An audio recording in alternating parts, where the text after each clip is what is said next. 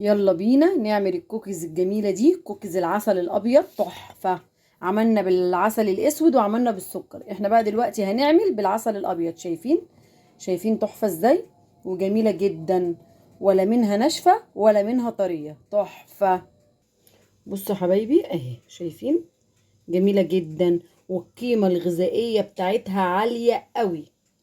يلا بينا نسمي الله ونصلي على الرسول ونبتدي نعملها معاكم في قناتي. ده حياتي وده شغلي. صلي على محمد. عليه افضل الصلاة والسلام. يلا بينا نسمي الله ونصلي على الرسول ونبتدي معاكم.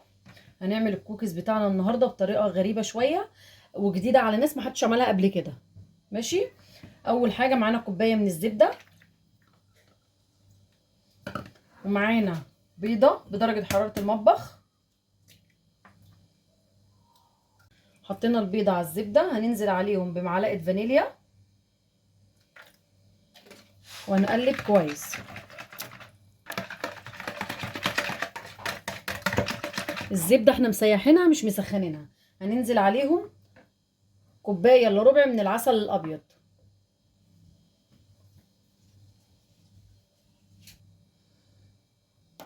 هنقلبهم كويس مع بعض لحد ما العسل يدوب مع البيض والزبده بالظبط. دابوا معانا بالشكل ده كده زي ما احنا شايفين اهو. بصوا بالشكل ده اندمجوا مع بعض. هننزل عليهم بكوبايتين من الدقيق، ادي كوبايه، وهنقلب بقى كويس الاول اول كوبايه. هننزل بقى ايه على الكوبايه الاولانيه دي بمعلقتين كبار من السمسم.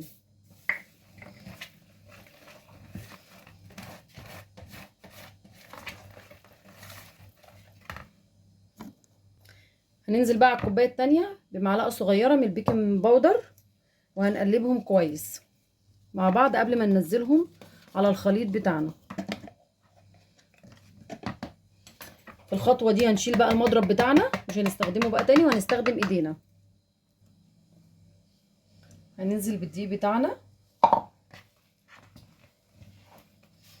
ده ما بيحتاجش عجن كتير، احنا بس مجرد ما نندمج الدقيق مع الخليط بتاعنا يمسكوا ببعض خلاص.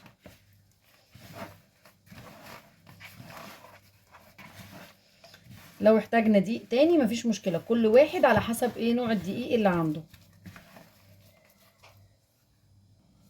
للأمانة احنا احتاجنا بالظبط ربع كوباية كمان من الدقيق. احنا هنكور كده واحدة معاكم اتظبطت معانا اهي. لو نزلت كده وما شققتش يبقى كده العجينة بتاعتنا مظبوطة. بصوا اهي ما شققتش معانا. هنجيب بقى الصاج بتاعنا ونبتدي نعجن الصاجة بتاعتنا. هننزل عليها بمعلقة زيت صغيرة كده، وهنعمل بالفرشة بتاعتنا نفردها. شغلنا الفرن بتاعنا على درجة حرارة 200 يسخن قبل ما عقبال ما نخلص ايه رص الكوكيز بتاعتنا. هنجيب واحدة وهنكورها معاكم بالشكل ده كده. ممكن نصغرها شوية تبقى قد الليمونة عشان هي بتتفرد اهي بالشكل ده كده. وهننزل بالصاج بتاعنا كده في الصاج بتاعنا اهي بالشكل ده كده، وهنبطط كده حاجة بسيطة. تمام. هنعمل واحدة كمان معاكم. العجينة ما شاء الله جميلة ما شاء الله اللهم بارك اهي بالشكل ده كده اهو اهو بالشكل ده كده. هنرص بقى الشوكليت شيبس بتاعتنا من فوق. في ناس بتحطها من جوه مفيش مشكلة، انا حابة احطها للولاد من فوق. احنا طبعا حاطين السمسم. الناس هتقولي حاطين السمسم ليه؟ السمسم فيه قيمة غذائية ومليان كالسيوم ودهون طبيعية تحفة ومفيد جدا. ويا ريت يا جماعة ندي كل يوم لولادنا معلقة سمسم كل يوم.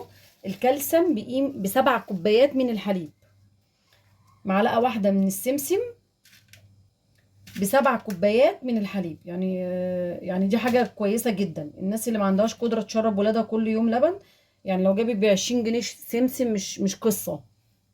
تمام اهي بالشكل ده كده. هنخلص بقى الكمية كلها.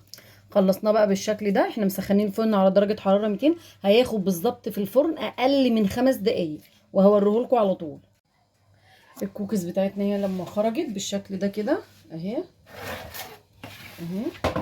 شايفين الشكل عامل ازاي؟ شايفين اهي. بصوا جميلة جدا. بصوا تحفة تحفة وجميلة جدا جدا جدا. ايه رأيكم بقى؟ شايفين تحفة وجميلة ازاي ومستوية وجميلة جدا. بصوا شايفين، دي بقى بسكويتات المدارس، عشان خاطر ندي الولاد حاجة الصبح وهم رايحين المدرسة يفوقوا معانا. شايفين؟ ما تنسوش بقى اللايك والشير وتفعلوا الجرس. الجرس في قناتي ده حياتي وده شغلي. بحبكم في الله، واللي بيتابعني يقول لي بيتابعني من أي بلد. بحبكم.